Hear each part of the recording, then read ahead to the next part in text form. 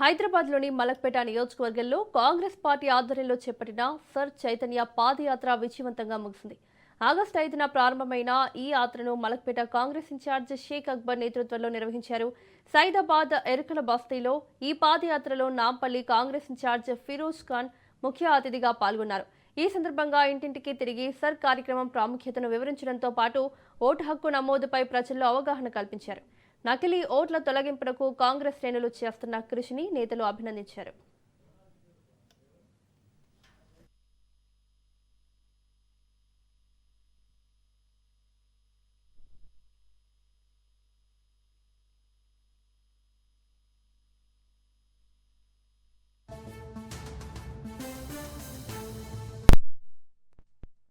BLA, booth committee, booth presidents, division presidents, all in charge. రాత్రి పగలు పని చేస్తున్నారు, గ్రౌండ్ మీద ఉన్నారు.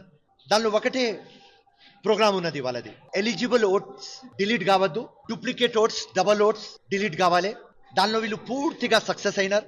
2024లోనే నేను chief election commission of India, CEO Telangana, high court ప్రూఫ్లతో పెట్టిన మలక్పేట్ కాన్స్టిట్యున్సీ వస్తే 24లోనే నేను ప్రూఫ్లతో పెడితే out of 3,18,000 votes 87,000 votes double, duplicate, లంగా దొంగ ఓట్లు ఉన్నాయి. మలక్పేట్లో ఒక చిన్న ఇల్లు 50 స్క్వేర్ యార్డ్స్, దానిలో 100 ఓట్లు ఉన్నాయి. ఇల్లు లేదు కానీ ఓట్లు ఉన్నాయి, నంబర్ ఉన్నది, ఇల్లు నంబర్, హాల్ టికెట్ లాగా. ఆ రోజులు ఇంత కష్టపడినాం మేము. ఇది ఒక పేరు కాదు, ఒక బ్రాండ్.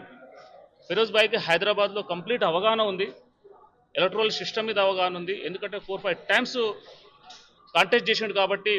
అంటే ఇక్కడ బోగసింగ్ ఓట్స్ ఎట్లా ఉంటాయి, జెన్యూన్ ఓట్లు ఎట్లా ఉంది, ఎలా డిలీట్ చేయాలి, ఈ కంప్లీట్ సిస్టమ్ని ఆల్రెడీ ఇంతకుముందు ఈసీ కూడా సబ్మిట్ చేయడం జరిగింది 2024లో. ఎస్పెషల్గా లక్కీగా గవర్నమెంటే దీనికి ఎస్ఐఆర్ రూపంలో తీసుకొచ్చింది కాబట్టి ఇప్పుడు మంచి అవకాశం ఉంది. సో మన ఫిరోజ్ భాయ్ చెప్పినట్టు అంటే ఇక్కడ కాంగ్రెస్ పార్టీ గెలవడానికి చాలా అవకాశం ఉంది. ఎందుకంటే దగ్గరుండి ఫిరోజ్ భాయ్ చాలాసార్లు కంటెస్ట్ చేసిండు, ఆయనకు తెలుసు ఇక్కడ ఏం ఇబ్బంది జరుగుతుందనేది. ఈ అవకాశాన్ని మా కాంగ్రెస్ కార్యకర్తలు అందరూ మంచిగా సద్వినియోగం చేసుకుంటున్నారు.